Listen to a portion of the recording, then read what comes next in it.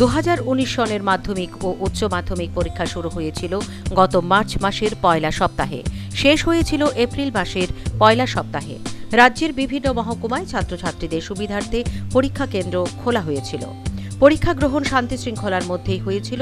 প্রতি বছর সাধারণত গ্রীষ্মের ছুটিতেই উত্তরপত্রের মূল্যায়ন করা হয়।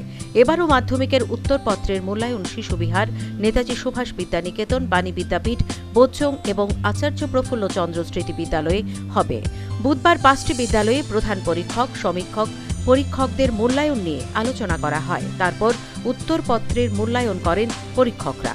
যদিও সব কেন্দ্রে একসাথে উত্তরপত্রের মূল্যায়ন এদিন করা সম্ভব হয়নি। অপরদিকে দ্বাদশের উত্তরপত্রের মূল্যায়ন কাজ শুরু হয় বৃহস্পতিবার থেকে। মহারানী তুলসীবতী বালিকা বিদ্যালয়ে হবে দ্বাদশের উত্তরপত্রের মূল্যায়নের কাজ। এ বিষয়ে ত্রিপুরা মধ্যশিক্ষা পর্ষদের ডেপুটি সেক্রেটারি প্রদীপ সেনগুপ্ত বলেন, মূল্যায়ন শুরু হয়েছে। মোট 1500 শিক্ষক আছেন উত্তরপত্র মূল্যায়নের কাজে।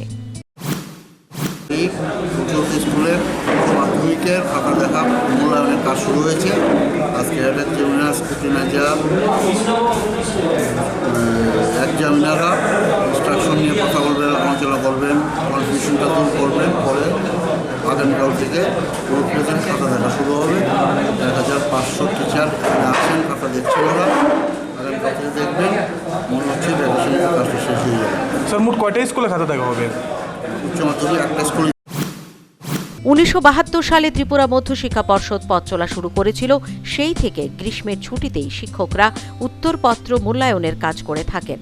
তবে এবার রাজ্য সরকার পরিবর্তিত সূচি অনুযায়ী সমস্ত সরকারি ও সরকারি অনুদানপ্রাপ্ত বিদ্যালয়ের ছাত্রছাত্রীদের জন্য গ্রীষ্মকালীন শিক্ষা শিবির চালু করেছেন। প্রশ্ন উঠেছিল, একই সাথে উত্তরপত্র মূল্যায়ন ও গ্রীষ্মকালীন ছুটি কি করে সম্ভব?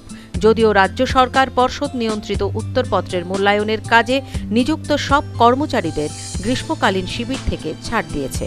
Bureau report, news vanguard.